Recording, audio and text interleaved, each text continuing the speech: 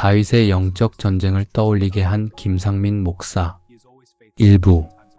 전쟁은 밖이 아니라 마음에서 시작되었다. 전쟁은 늘 눈에 보이는 곳에서 시작되는 것처럼 보인다. 칼과 창, 적과 진영, 승리와 패배. 그러나 성경은 반복해서 말한다. 가장 치열한 전쟁은 언제나 보이지 않는 자리, 사람의 마음과 영혼의 깊은 곳에서 시작된다고. 다윗의 삶이 그랬다. 그는 왕이 되기 전부터 수없이 많은 전쟁을 겪었다. 사자의 입, 곰의 발톱, 거인 골리앗. 사람들은 그를 전쟁의 영웅으로 기억하지만 성경은 그의 외적인 승리보다 내적인 싸움을 더 길게 기록한다.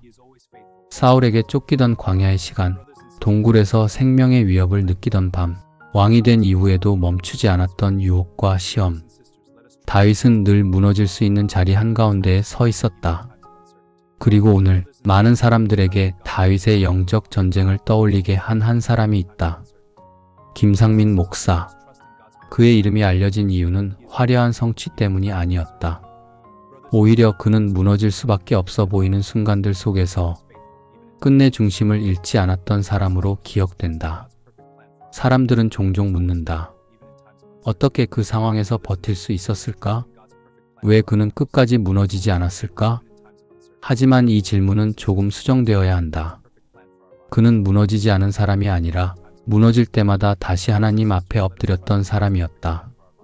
김상민 목사의 사역 여정은 처음부터 순탄한 길이 아니었다. 기대와 오해, 지지와 비난이 교차했고 사역이 확장될수록 부담은 더 무거워졌다. 사람의 말은 칼보다 날카로웠고 침묵은 때로 고문처럼 길게 이어졌다. 그때마다 그의 선택은 분명했다. 싸움을 피하지 않았지만 사람과 싸우는 길을 택하지도 않았다. 다윗이 사울을 향해 칼을 들 수 있었던 순간, 그러나 여호와의 기름 부음 받은 자라며 칼을 거두었던 장면처럼 그 역시 감정이 아닌 믿음의 기준 앞에 자신을 세웠다. 영적 전쟁은 늘 선택의 연속이다. 말로 맞설 것인가? 침묵으로 버틸 것인가? 증명하려 할 것인가? 맡길 것인가?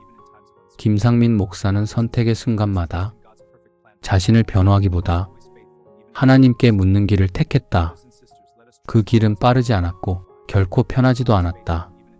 사람들은 결과만 본다. 그러나 하나님은 과정 속의 중심을 보신다. 다윗이 내가 부족함이 없으리로다라고 고백했을 때 그는 왕궁이 아닌 광야에 있었다. 김상민 목사가 신앙의 중심을 붙들었을 때도 그 자리는 늘 편안한 곳이 아니었다. 전쟁은 이미 시작되어 있었다. 밖이 아니라 안에서. 그리고 그 싸움은 아직 끝나지 않았다. 2부. 끝까지 무너지지 않았던 이유. 다윗은 수없이 넘어졌다. 실수했고 죄를 지었고 왕으로서 한 사람으로서 부끄러운 기록도 남겼다. 그럼에도 성경은 그를 하나님의 마음에 합한 사람이라 부른다. 이 표현은 완벽함을 의미하지 않는다. 오히려 돌아올 줄 알았던 사람, 회개의 자리로 다시 돌아올 줄 알았던 사람을 뜻한다. 김상민 목사가 끝까지 무너지지 않았던 이유도 바로 여기에 있다. 그는 자신을 의지하지 않았다. 자신의 신념, 경험, 명성에 기대지 않았다. 그가 붙은 것은 단 하나, 내가 하나님 앞에 서 있는가? 라는 질문이었다. 사람 앞에 서는 순간 사역은 흔들리기 시작한다. 평가와 비교, 성공과 실패의 기준이 사람의 손에 넘어가기 때문이다. 그러나 하나님 앞에 서는 순간 기준은 분명해진다. 잘했는가 못했는가가 아니라 순종했는가 아닌가로 모든 것이 정리된다. 다윗이 광야에서 배운 것은 전쟁의 기술이 아니었다. 기다림이었다. 하나님이 일하실 때까지 자리를 지키는 법이었다. 김상민 목사 역시 자신이 통제할 수 없는 상황 앞에서 억지로 문을 열려 하지 않았다.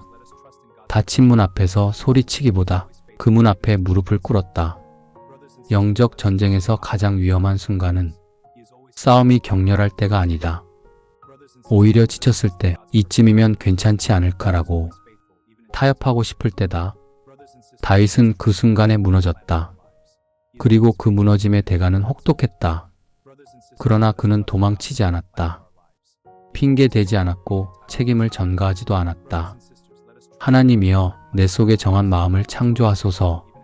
이 기도는 승리자의 기도가 아니다. 패배자의 기도다. 그러나 하나님은 이 기도를 다윗의 인생을 다시 세우는 출발점으로 삼으셨다. 김상민 목사의 신앙도 마찬가지였다. 사람들이 보기에 버텨낸 것처럼 보였던 시간들 속에서 그는 수없이 무너졌고 수없이 다시 엎드렸다. 그 차이가 전부였다. 무너지지 않은 것이 아니라 다시 일어날 자리를 알고 있었던 것. 다윗은 자신의 인생을 이렇게 고백한다.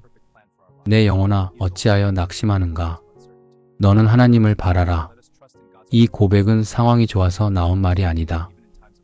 여전히 적은 있었고 문제는 해결되지 않았으며 앞길은 불투명했다. 그럼에도 그는 방향을 바꾸지 않았다. 상황이 아니라 하나님을 바라보는 방향으로. 김상민 목사가 끝까지 무너지지 않았던 이유도 여기에 있다. 그는 문제보다 하나님을 크게 보려 했었고 자신의 연약함을 숨기기보다 하나님의 은혜를 드러내는 길을 택했다.